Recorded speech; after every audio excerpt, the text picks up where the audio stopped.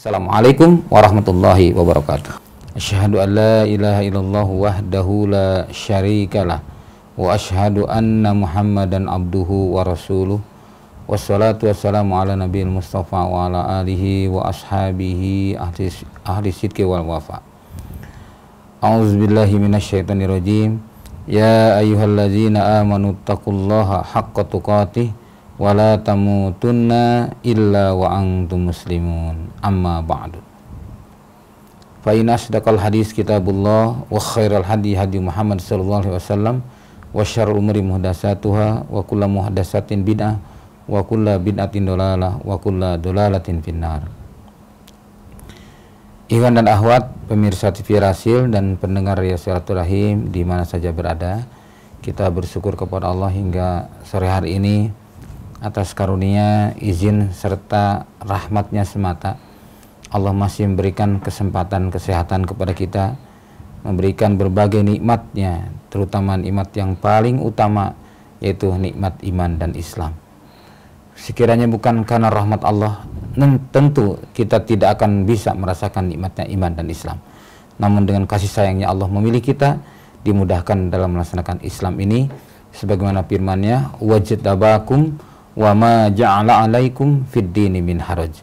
Allah memilih kalian, Allah memilih kamu sehingga tidak diberikan kesulitan dalam melaksanakan Islam ini.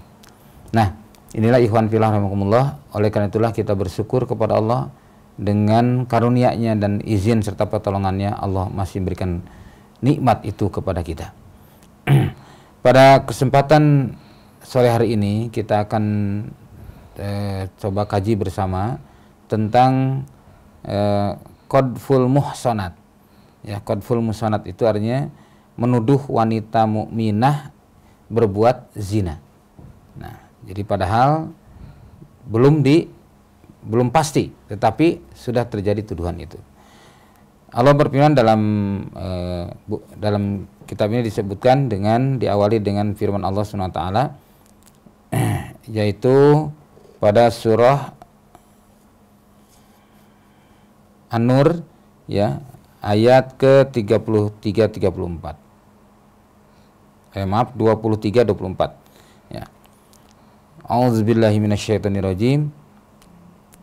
Innal ladzina yarmunal muhsanatil ghafilatin. Innal ladzina yarmunal muhsanatil ghafilatil mu'minati lu'inu fid dunya wal akhirah walahum azabun azim. Yauma tashhadu alaihim alsinatuhum wa aydihim wa arjuluhum bima kanu ya'malun. Innal ladzina, sesungguhnya orang-orang yang yarmunal muhsanat. Yarmunal muhsanat ini menuduh orang-orang wanita-wanita yang baik-baik, yang suci ya. Kemudian al-ghafilatil mu'minati, itu yang lengah lagi beriman. Lu'inu fid dunya wal akhirah. Maka mereka akan kena laknat di dunia dan akhirat. Walahum azabun azim, dan bagi mereka adalah siksa yang pedih atau siksa yang besar. Yauma tashhadu alaihim alsinatuhum, pada hari ketika itu menjadi saksi atas mereka. Alsinatuhum, lisan-lisan mereka, wa aidihim, dan tangan-tangan mereka, wa arjuluhum, dan kaki mereka ya. Bima kanu ya'malun, karena apa yang telah mereka perbuat. Jadi terhadap apa yang mereka perbuat, maka lisan akan menjadi saksi, tangan akan menjadi saksi, dan kaki pun menjadi saksi. Wa qala ta'ala ya, wa qala Allah ta'ala, dan Allah berfirman pada ayat yang lain, yaitu di surat An-Nur ayat keempat. Wallazina yarmunal muhsanat summa lam ya'tu bi arba'ati syuhada, dan orang-orang yang menuduh ya, wanita-wanita mukminat yang baik-baik dituduh berzina, summa lam ya'tu bi arba'ati syuhada, kemudian dia tidak mendatangkan 4 orang saksi, fajliduhum samanina jaldah, maka hendaklah diberikan hukuman cambuk atau didera sebanyak 80 kali. wala taqbalu lahum syahadatan, dan tidaklah akan diterima persaksiannya, ya, tidak akan diterima persaksian mereka itu abadan, selama-lamanya. Wa ulaika humul fasiqun, dan mereka itulah orang-orang yang fasik. Jadi ikhwan fillah rahimakumullah, kalau kita perhatikan dalam ayat ini bahwasanya memang Allah menjelaskan pada ayat ini tentang orang yang barang siapa yang menuduh wanita baik-baik, baik itu yang dimaksud adalah merdeka bukan budak, dan menjaga diri dari perbuatan zina serta perbuatan keji lainnya, tetapi kemudian dituduh, maka ia akan mendapatkan laknat di dunia dan akhirat. Jadi tidak sederhana, dan disebutkan di sini diberikan deraan sampai 80 kali dera. Jadi dicambuk dengan 80 kali cambukan. Ini artinya tidak dianggap sederhana. Bahwasanya menuduh itu adalah perkara yang termasuk dosa besar, apalagi sampai tingkat menuduh berbuat zina. Ini karena menyatakan berbuat zina kan luar biasa. Ya, karena akan menjatuhkan hukuman, akan menjadikan lahirnya hukum rajam, ya, lahirnya hukum jilid, itu semua karena tuduhan.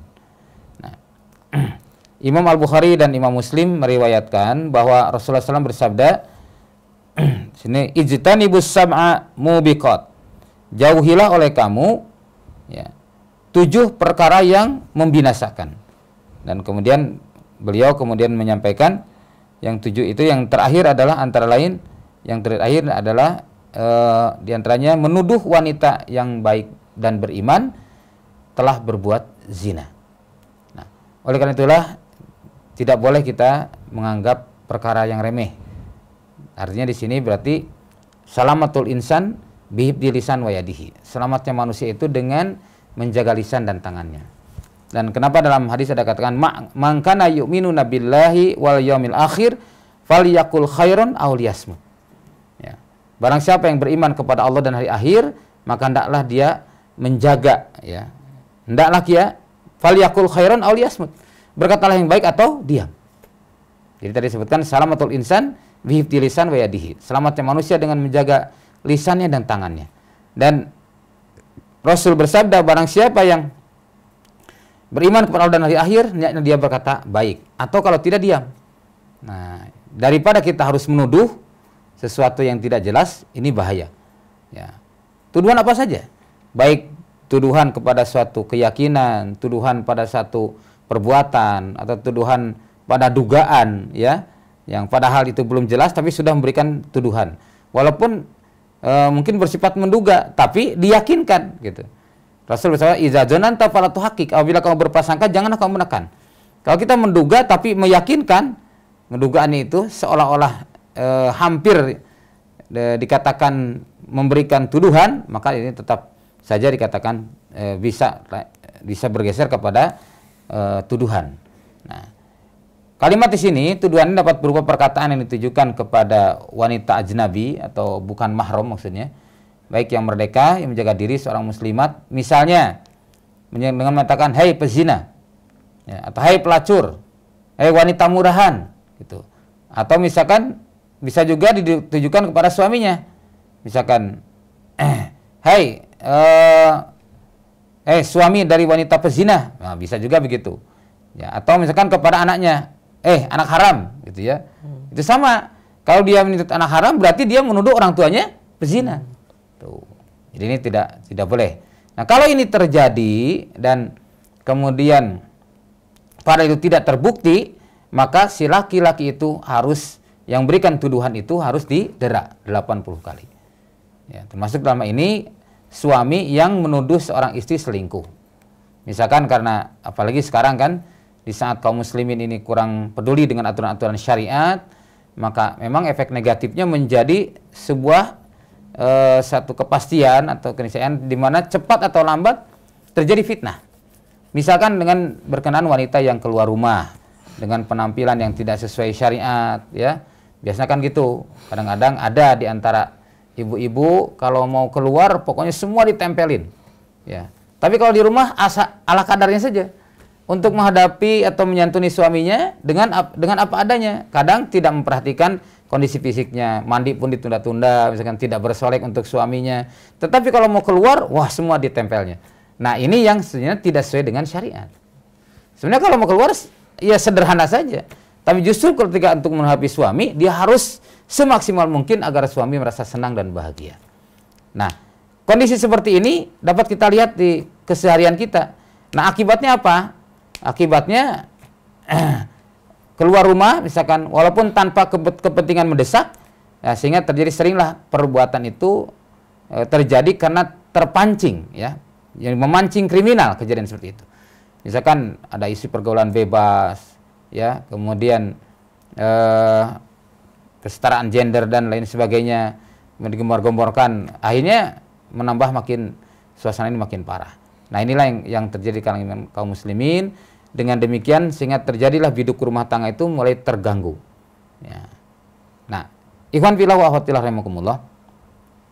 Maka dengan hal ini jelas seorang suami harus lebih hati-hati terhadap tindakan apa yang dialami oleh istrinya. Kalau misalkan istrinya memang ada kecenderungan yang jadi bahaya kan, misalkan begini, jadi sulit. Dia memang kelihatan berduaan dengan yang bukan mahram. Nah, sementara tapi tidak menyaksikan suami itu hal yang lebih, hanya ngobrol berdua. Nah, timbullah kecurigaan, akhirnya berlebihan sampai tingkat menuduh sebagai seorang pezina. Nah, itu yang kadang-kadang menimbulkan dampak yang negatif. Nah, secara Islam kan ngobrol berdua pun sudah tidak boleh kalau bukan mahram. Itu. Nah, apalagi kalau sampai terjadi lebih dari itu. Nah, sekarang bagaimana kalau seorang suami menuduh selingkuh? Apakah termasuk dosa besar? Jelas termasuk dosa besar. Nah, jadi satu sisi suami harus lebih berhati-hati, memberikan pembinaan kepada istrinya. Istrinya pun harus lebih menjaga diri untuk supaya tidak terjadi fitnah yang ditimbulkan oleh tindak tanduknya. Karena jelas Rasulullah SAW bersabda antara lain begini, man qazafa mamlukah bizina yuqamu alaihil haddu yaumal qiyamah illa ayyakuna kama qala. Hadis ini diriwayatkan secara sahih dari Imam Bukhari dan Muslim. Barang siapa yang menuduh budaknya dengan tuduhan zina, niscaya akan ditegakkan hukum had pada hari kiamat nanti, kecuali jika benar apa yang diucapkannya. Tuh, pada seorang budak saja tetap akan ditegakkan hukum, apalagi kepada seorang yang merdeka. Maka banyak orang yang tidak paham masalah ini, sehingga seringkali memberikan ungkapan-ungkapan yang tidak terkontrol. Ya. Ada kasus terjadi, ya, di satu tempat, seorang suami ketika istrinya hamil, dia tidak percaya. Jadi awalnya si suami itu menikah dengan seorang. Ya, kemudian setelah diperiksa katanya suaminya tidak bisa memberikan keturunan. Qadarullah si suami ini menikah lagi dengan istri yang kedua. Ternyata dari istri yang kedua tiba-tiba tidak lama setelahnya istrinya hamil yang kedua. Dia kaget. Dia sanksi terhadap dirinya bahwa dirinya tidak bisa memberikan keturunan, ya, alias mandul suaminya. Tetapi ternyata kenapa istrinya hamil? Nah, itu sampai aja dia bertahan tidak mau menerima, ya, tidak mau menerima kehamilan istrinya. Masya Allah. Kita bisa bayangkan bagaimana sakitnya hati seorang istri, bagaimana bebannya seorang istri sampai demikian. Dan itu lama, ya, sampai semua menasehati, tetangganya nasihatin, para ustadz nasihatin nih kepada orang ini untuk supaya bisa menerimanya. Masya Allah. Itu sampai bukan sehari dua hari, berbulan-bulan sampai bisa menerima. Akhirnya ini pun pernah yang terjadi di masa Rasulullah SAW. Ada seorang sahabat menyampaikan kepada Rasulullah bahwa istrinya telah berzina. Jadi kata Rasulullah, bahwa itu tidak boleh dianggap remeh. Tuduhan itu berat tanggung jawabnya. Kata Rasul, nanti tunggu saja katanya sampai anaknya lahir. Kalau anaknya itu misalkan badannya hitam, kemudian betisnya kecil, itu menunjukkan bukan anakmu. Betul bahwa itu adalah anaknya Syarik, ya. Syarik bin Syahma yang melakukan perzinahan tadi. Nah, sementara kalau ternyata begitu lahir semua postur tubuhnya itu mirip kamu, itu pasti anakmu. Gitu. Nah, ini jadi sampai seperti itu. Dan memang ternyata betul begitu lahir itu anaknya memang mirip yang menjadi pezinahnya, ya, jadi bukan mirip suaminya. Nah itu juga salah satu dia terindikasi bahwa memang gen akan memberikan garis keturunan, akan memberikan tanda-tanda untuk sebagai bukti daripada si perempuan tadi melakukan perzinahan atau tidak. Nah padahal di masa Rasul waktu itu belum ada tes DNA ya. Nah tapi Rasul telah memberikan satu tuntunan seperti itu. Nah ini para ikhwan, jadi jelas dalam ini satu saat ketika Rasul bersabda begini, innal abda la yatakallamu bil kalimah ma yatabayyanu fiha yazilu biha finnar ab'ada mimma bainal masyriq wal maghrib. Jadi sampai sesungguhnya seorang itu benar-benar akan mengucapkan kata-kata yang ia tidak mengecek ulang terlebih dahulu kebenarannya. Artinya menuduh tadi. Dan itu pun menjadikannya ia tergelincir dalam neraka yang melebihi jauhnya timur dan barat. Masya Allah. Nauzubillah min dzalik. Ya, hadis diriwayatkan oleh Bukhari dan Muslim, Ahmad dan dari Abu Hurairah. Nah, Mu'adz bin Jabal bertanya pada saat Rasul menyampaikan demikian, wahai Rasulullah, apakah kita akan diazab gara-gara ucapan kita ini? Maka Rasul menjawab, sakilat ka ummuka. Nah ini bahasa Arab ini, maksudnya kalau dia terjemahkan secara letterlek, ibumu kehilanganmu wahai Mu'adz. Tapi kalau bahasa kita, celaka lo, kewalat lo gitu ya. Artinya kok sampai segini aja tidak tahu. Nah kemudian Nabi bersabda demikian, ya Mu'adz, wahal yakubun nas finnari ala wujuhihim ya au ala manakhirihim illa saidu alsinatihim. Nah, wahai Mu'adz, tidakkah orang-orang itu jatuh tertelungkup di atas wajah mereka di dalam neraka hanya dikarenakan hasil kerja lidah mereka? Nah, jadi Nabi itu bertanya, bahasanya bahasa retoris ya maksudnya. Hai Mu'adz, tidakkah orang-orang itu jatuh tertelungkup di atas wajah mereka di dalam neraka hanya dikarenakan hasil kerja lidah mereka? Nah, maka Nabi tadi menyampaikan lagi, mangkana yu'minu billahi wal yaumil akhir falyakul khairan aw liyasmut. Wahai orang, barang siapa yang dia beriman kepada Allah dan hari akhir, hendaklah dia berkata baik atau dia diam. Kemudian dalam surat Qaf ya ayat ke-18 disebutkan, auzubillahi minasyaitonirrajim, ma yalfizu min qaulin illa ladaihi raqibun atid. Disebutkan Allah berfirman, tidaklah suatu ucapan pun yang diucapkan melainkan ada di dekatnya malaikat raqib dan atid, ya, pengawas yang selalu sedia menyaksikan dirinya dan tidak terlewat sedikit pun. Semuanya akan ada catatan di hadapan Allah SWT. Nah inilah yang harus kita hati-hati dalam kita menjaga lisan, karena tidak sedikit orang yang hanya beberapa kalimat dia terjerumus masuk neraka, atau hanya beberapa kalimat dia pun masuk ke dalam surga. Inilah bahaya lisan yang harus dijaga, sehingga jangan sampai tindakan tuduhan kepada seorang yang baik-baik menuduh berbuat zina. Karena dalam Islam makanya ada istilah li'an itu artinya melaknat ya. Karena misalkan seorang suami memberikan tuduhan kepada istri ya, itu kalau tidak terbukti, nggak ada 4 orang saksi, dia harus menyatakan sumpah 4 kali bahwa sungguh aku melihat istriku berzina, gitu. Aku melihat 4 kali. Nah yang kelima kalinya, kalau aku salah, semoga Allah akan melaknatku. Nah gitu, sampai begitu. Jadi itu namanya li'an. Nah, istrinya pun demikian, ya. Istrinya pun kalau misalkan tuduh seperti itu dan tidak merasa dirinya berzina, dia pun harus melakukan tindakan sumpah seperti itu. Nah, inilah yang diusahakan jangan sampai terjadi.